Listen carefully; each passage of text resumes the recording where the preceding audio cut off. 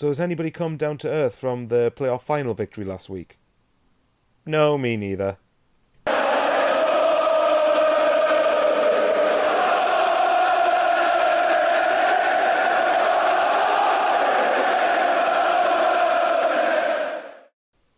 Yeah, I'm still on a high from last week.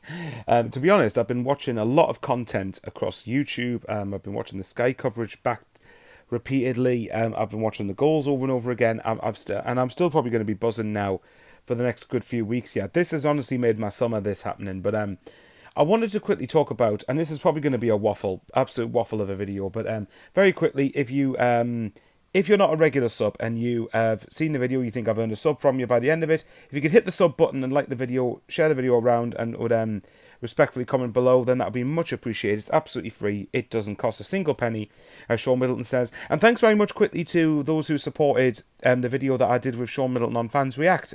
Me and Sean have done a video together, if you haven't seen yet. It's basically a 2-hour-long season review. I will warn you, my autism, plus with the promotion last week turning me into an excitable 5-year-old kid, meant I interrupted Sean quite a lot out of the buzz. So it wasn't like out of rudeness, it was just I was just very, very excited. So I will warn you of that in advance. If you don't want to watch me do that, I wouldn't blame you. But yes, me and Sean have done a video, because I know a lot of people ask me about how Sean's doing. Sean is alive, as I said in the vlog. But yeah, it's just obviously his job's very time consuming, and there's obviously a lot of things.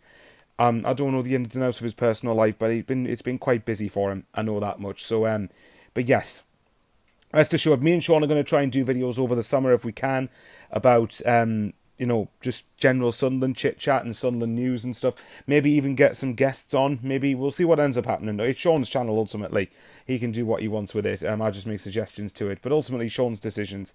But yeah, no. But we'll wait and see. But anyway, enough about that. But yeah, go and watch the video if you haven't already. I think it's really good, if I do say so myself. I wanted to quickly talk about just how important that win last week was, and how important Tommy Watson's winning goal was in terms of promotion for Sunderland.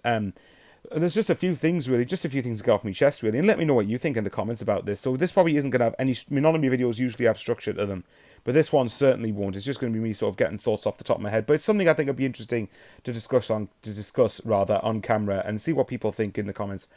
I think the first thing is obviously, I think if Sunderland hadn't got promoted, there's obviously a bigger chance of losing the likes of Joe Bellingham, Chris Rigg, Trey Hume, Dan Ballard, Dan Neil, players like that, given contract situations, given interest in these players from Premier League clubs or clubs with bigger resources than us. I think that's obviously goes without saying. I think personally, quickly, I know there's obviously a chance that Job goes anyway. Me personally, I'd be very disappointed if he does go, because I think I'd have figured he should want to have a crack at the Premier League and have a crack of showcasing his talent in the most watched league in the world. But if he goes, at least he leaves with the fact that he's helped us get promoted, so I've got appreciation towards him for that, as long as he leaves in the right way. But the point is, I think now, even if people expect Job to leave, and even if he does go, which he might still do, I think there's at least a better chance of us keeping him now, as opposed to if we'd been in the Championship again. Chris Rigg, I think, is another example of this, where I think there's a good chance we keep all of Chris Rigg. I think there's a better chance we get Dan Neil, Dennis Serkin tied down to contracts now. I think there's a better chance we keep Trey Hume. All of that being said, that is absolutely massive in one respect. The other respect, of course, is being back in the Premier League, which is that even if it is just for one season and we get relegated next year, that's the league where Sunderland belong. And I think it's very telling how, if you look at, and I'm going to put these up on the screen now, actually, because I think you'll find them quite interesting. I looked at the viewing figures for the Sky Sports Football's highlights of when Southampton beat Leeds in the playoff final a year ago, and the views, as you'll see right now, when Sunderland beat Sheffield United a week ago in the playoff final. A much more recent video, at the time of recording, has got over 1.1 million views. Sunderland getting back to the Premier League. Now, that might sound very obscure to some watching this video, but I think to me it proves that the wider footballing world, unless you're like a Newcastle fan or a Middlesbrough fan or anyone who, in my opinion, doesn't know ball in this regard, but obviously they're entitled to that opinion, a lot of people that don't have severe recency bias still view Sunderland as a Premier League size standard club. And look, don't get me wrong, we haven't earned the right to be there until now, because you still have to earn the right through promotion, like everyone else does. Being a big club doesn't guarantee anything. But there's a difference between deserving to be somewhere and belonging there. Like I've always said, when we were in League One, we deserved to be in League One because we were ran really, really poorly. But that doesn't mean Sunderland belonged in League One. We belonged much higher up the pyramid than that. So I think what's important to remember is that this promotion was massive in putting Sunderland even more back on the map. We should have been anyway, really, with the size of club we are, but it puts us back on the map even more. And obviously the biggest thing is financially. And I know there's obviously a lot of fans that don't like this idea, but unfortunately football has become more money oriented now. Unfortunately, that's just the landscape. But the difference is, the landscape now, having won promotion last week and winning the playoff final against Sheff United, that is absolutely ginormous for Sunderland. Because we've obviously not had parachute payments for the good part of 5 years now. And obviously when we had parachute payments coming down from the Premier League 8 years ago, we absolutely butched it in terms of utilising them to the best of their ability. And I think that more than anything, even if we get relegated next season and we come straight back down, we're coming back down with loads more riches than what we had done upon entering the Premier League at this current state of play. But also it means that we're a parachute payment club, which means we can attract more players, we can compete for better players. And with our recruitment model, I'd be very keen to see whether it's in the Premier League, and fingers crossed we're still there in a year's time, in the Premier League, or back in the Championship. Either way, we'll have more money to play with than we ever have before with this model. And let's not forget, we've got to give credit to the likes of KLD, who I've been very critical of in the past, Christian Speakman in particular, and Stuart Harvey. I think them two together, David Bruce on the non-football side of things, but in particular KLD, Speakman and Harvey, I think with KLD and Speakman, they set out a plan that from their first full season at Sunderland, which was in the midway through the 2021 season in the lockdown year, from their first full season, they wanted a 5-year plan to get back to the Premier League. I could be wrong on that, but I'm sure it was one of the Red and White Army meetings a couple of years ago that they said that I read this. But if anyone does know where that was said, please correct me in the comments below and put the link. That'd be much appreciated. But if you look at it, so 21-22, which was the year that Alex Neil helped us get into the Championship, that was year 1. Year 2, the Tony Mowbray 6th place playoff season. Year 3, which was the 16th place Mowbray Beale Doddsball. And then 24-25, which was the season that's just finished, which is Reggie Ball.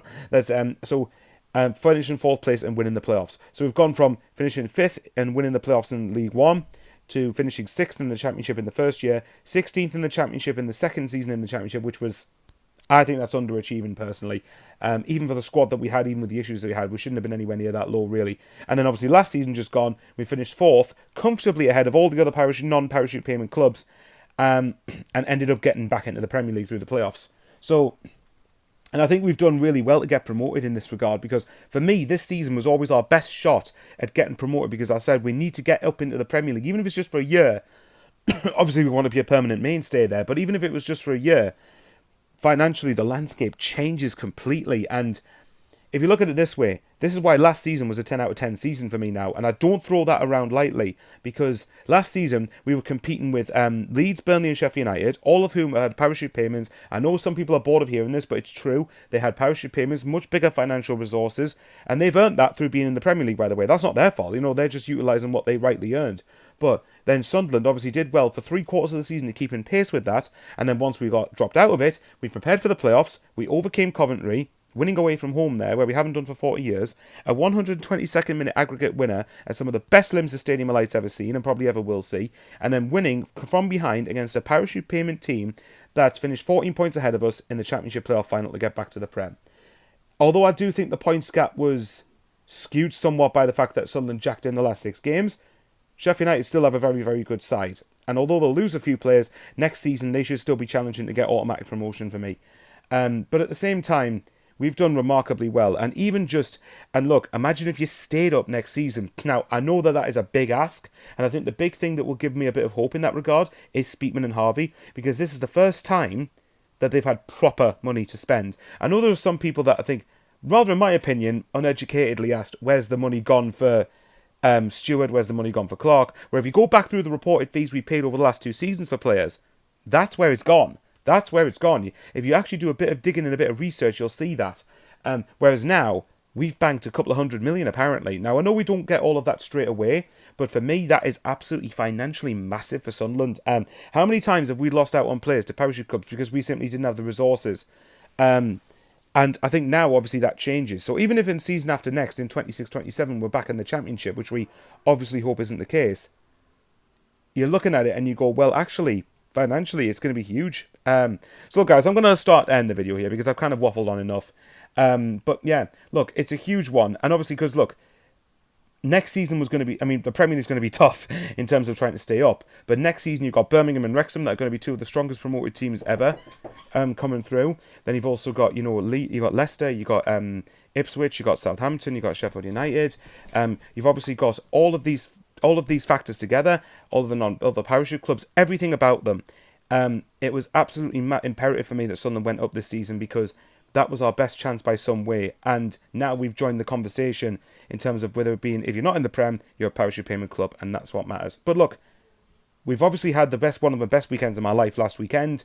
And yeah, let's just enjoy it for now. The Premier League has its own challenges. I think last thing before I finish recording this video is that I think a lot of our signings will probably come from abroad, if I'm totally honest, because the English market is absolutely ridiculously inflated. And I think we need to bear that in mind as fans here. But I think if our recruitment's good, then who knows? Maybe we could stay in the Premier League. I appreciate the gap's big, though. We'll wait and see. Anyway, guys, I will love you and leave you there. Let me know what you think in the comments, and I'll try and see if I can get videos done throughout the summer. Maybe I might do live streams again. Maybe see if people want to interested just sitting down having hourly long chats or whatever. And I'll try and see if me and Sean can get more videos done during the summer. But anyway, guys, I will love you and leave you there. And yeah, take care, stay safe, and as always, how are the lads?